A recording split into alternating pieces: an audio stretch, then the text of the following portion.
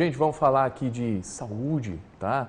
É o Bom Dia Doutor, que é, de acordo com Ayrton Freire, né, o maior consultório do Rio Grande do Norte, né? E nesse mês de fevereiro, as cores roxa e laranja vão ganhar destaque com o objetivo de conscientizar a população sobre a prevenção, diagnóstico e combate a algumas doenças, entre elas o Alzheimer. Nós convidamos, inclusive, uma geriatra, a Ângela Costa, para tirar algumas dúvidas sobre esse assunto. Inclusive, ela já está aqui com a gente. Bom dia, doutora. Seja bem-vinda ao Bom Dia RN, ao Bom Dia Doutor. Bom dia, Murilo. Bom dia, Pedro, e a todos que assistem a gente na InterTV. Bom dia, doutora. Bem-vinda. Eu queria começar perguntando e fazendo já essa relação, né? Existem algumas doenças que são, pelo menos no conhecimento público, muito relacionadas ao envelhecimento da população, né? Eu lembro quando, alguns anos atrás, ainda como repórter, né, abordando alguns assuntos, que era muito difícil a gente encontrar uma pessoa ultrapassando os 100 anos. E hoje é razoavelmente comum. Mas aumenta essa preocupação também. Alzheimer, conforme o envelhecimento da população vai se tornando mais comum, a gente pode esperar um crescimento, ou já estamos notando um crescimento no número de diagnósticos desse tipo de doença? Tem. Se você parar para pensar que a expectativa de vida há 100 anos era de 40 anos, né? Você pensar que as pessoas viviam até 40 anos. E hoje, como a expectativa de vida aumentou, então os diagnósticos são feitos com a maior frequência. Se você for olhar a estimativa do Ministério da Saúde, nós temos 1.200.000 pessoas com algum diagnóstico de demência. E esse diagnóstico ele pode crescer a cada ano em torno de 100 mil novos casos. Então, pensando em doença de Alzheimer, que é uma doença neurodegenerativa, progressiva, que as pessoas se preocupam muito, a frequência maior é a partir de 65 anos. Existem os casos de Alzheimer precoce, alguma demência precoce, são antes dos 65, mas a doença de Alzheimer mesmo, a grande prevalência, é maior de 65 anos. E claro que você que nos acompanha pode participar conosco, enviando seu relato ou questionamento através do 98856-1836. Doutora, já chegou participação por aqui do Planalto. É a Ângela que pergunta: gostaria de saber como lidar com um paciente com Alzheimer, porque é um cenário que mexe com o paciente, até porque retira aquelas memórias, lembranças de bons momentos, e também exige uma paciência daquele que está acompanhando essa pessoa. O cuidado da doença de Alzheimer, eu costumo dizer que a doença de Alzheimer não é uma doença do paciente, é uma doença da família, porque você muda todo aquele contexto familiar. Aí vem desde aquele sentimento de luto antecipado por aquela pessoa que não se lembra mais de você, tem as alterações próprias da doença, não só perda de memória, mas alterações de comportamento, que isso gera aquela pessoa que tinha um tipo de personalidade e que depois muda após a doença. Então, a doença de Alzheimer, ela não deve ser acompanhada sozinha, família e paciente, ela tem que ter acompanhamento médico e de uma equipe toda multiprofissional, psicólogo, fisioterapeuta, fonoaudiólogo e por aí vai. Então, como cuidar? O primeiro passo, eu espero que ela tenha um médico geriatra para acompanhar o familiar dela, para fazer todo o suporte, seja clínico, como suporte social, psicológico dessa família.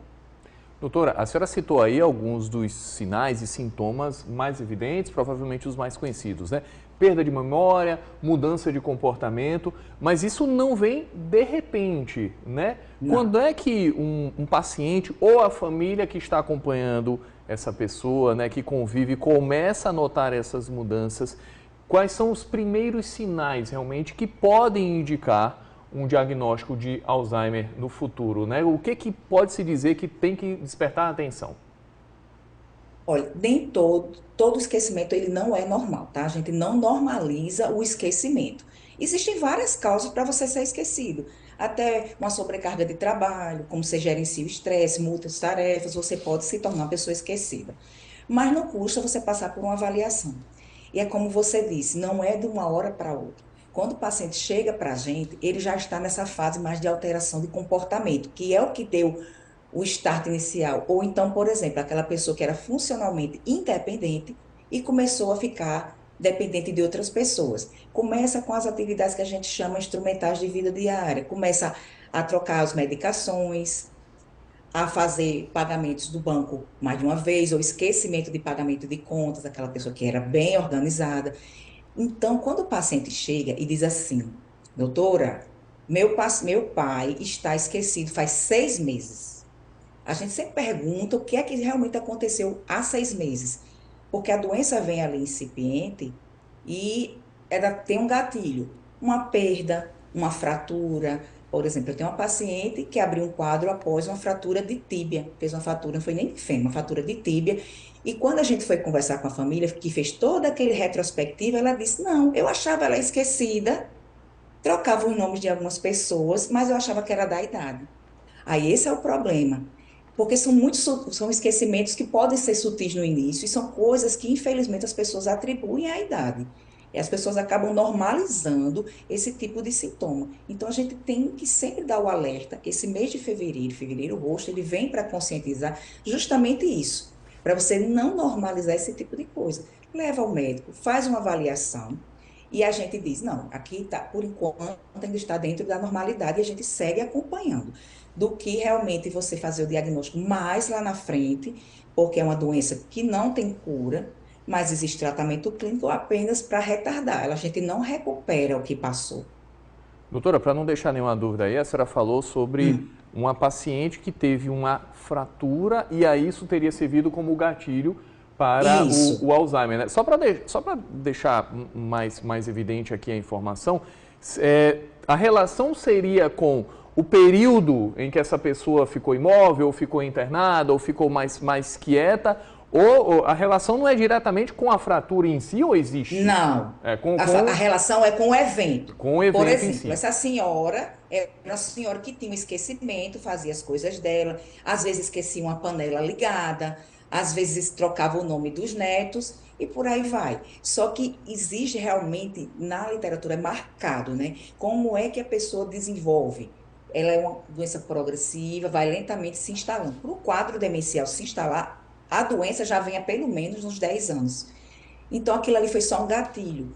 Já aconteceu, por exemplo, o esposo faleceu, ficou viúva, aí começa com sintomas que são depressivos, como o caso dessa paciente foi uma fratura, que no internamento fez um quadro que a gente chama de delírio, que é uma coisa bem aguda, que tem outros motivos para acontecer.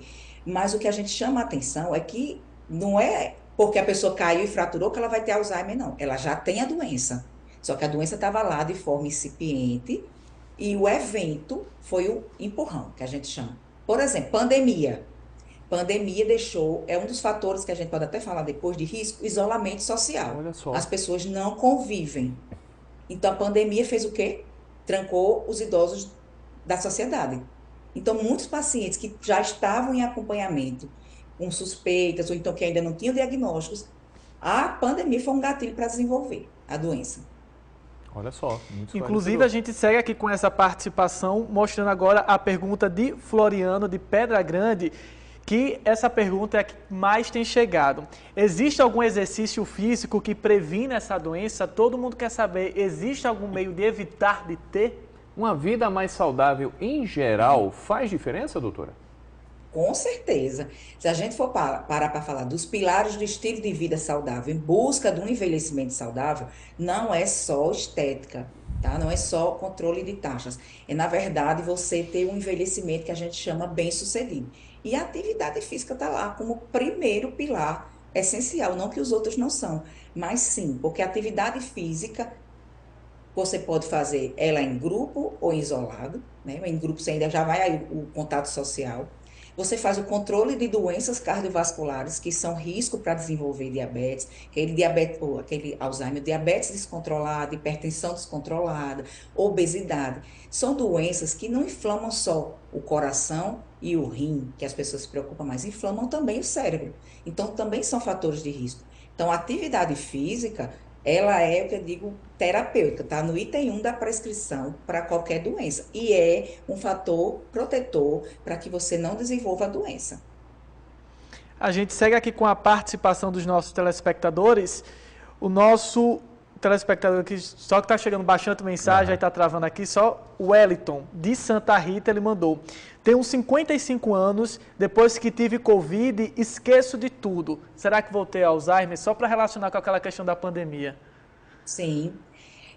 Existem estudos, inclusive tem uma colega geriatra que está fazendo doutorado nessa parte, relacionando pacientes que tiveram Covid e que depois abriram um quadro de demência, um quadro de esquecimentos que ficou presente. Realmente é uma queixa muito grande em consultório, as pessoas que ficaram esquecidas após o Covid. Muitos pacientes retornam, mas outros a gente segue em acompanhamento. Esse paciente em si aí, é o Wellington o nome dele, né?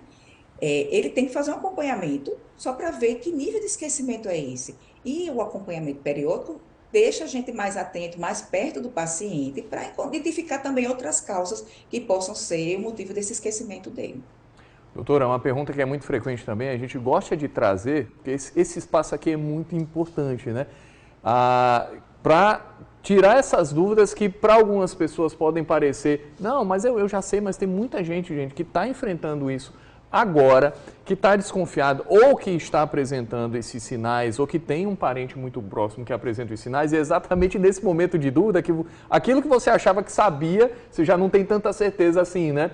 Doutora, por exemplo, diagnóstico de Alzheimer na família. Esse idoso, essa idosa apresentaram esse diagnóstico, foi confirmado. Vem aquele pensamento por parte da família, será que é genético? Será que eu tenho agora também uma predisposição a ter esse quadro no futuro? Essa é uma pergunta muito comum. As pessoas fazem muito essa pergunta em consultório, em rede social. Existe sim um Alzheimer que ele tem uma característica genética. Tá bem, tem chegado. Existe. Mas, se você for parar para pensar, hoje os testes que fazem para ver a questão genética da doença, que estão em nível de pesquisa, a gente não sai pedindo para todo mundo, porque nem todo mundo que tem aquele gene, que vai ter o Alzheimer, desenvolve. Aí você me pergunta, e o que é que acontece? Porque, na verdade, 25% da sua carga genética para o envelhecimento, esses 25% vem só da genética, 75% vem do seu estilo de vida. Então, por exemplo, uma família que tem uma presença de, vamos dizer, uns 3 pacientes com uma casa dos seus 60, 70 anos, mas que são funcionalmente ativos, que se cuidam, que a mente é estimulada o tempo todo, esse paciente não necessariamente quer dizer que ele vai desenvolver a doença. Então, é individual. Então, cada paciente tem que ser visto. Não é porque tem um caso na família que obrigatoriamente você vai ter. Mas isso tem um alerta. Quando a gente faz a avaliação da história familiar, se tem uma história positiva, por exemplo, se eu tenho uma família com 7 irmãos, 6 tiveram Alzheimer, então a possibilidade do 7º irmão ter é muito alta. Mas aí a gente faz um acompanhamento de perto para saber se vai ter a doença ou não. É isso, doutora Ângela Costa, geriatra. Muito obrigado pela gentileza aqui de atender a gente cedinho, né, e de conversar com o público do Bom Dia RN. E eu reforço aqui a importância da gente trazer essa informação correta, embasada. Ao mesmo tempo que se faz o alerta em um período como esse, a gente também dá descanso, digamos assim, né? Para muita gente que estava se preocupando, informação é essencial quando a gente fala de saúde, não é isso, doutora? Isso. Obrigada a vocês pelo convite, estou à disposição. Muito obrigado, viu, doutora? A participação foi significativa. Se sua pergunta não foi respondida, fique tranquilo, tá? Porque a gente pode marcar o retorno, né, doutora? Isso. Como teve o consultório. Já tem o retorno. Quem sabe a gente volta, assim, a falar sobre esse assunto e a gente interage mais com você, viu? Valeu, doutora. Obrigado. Valeu, doutora. Obrigado. Bom dia.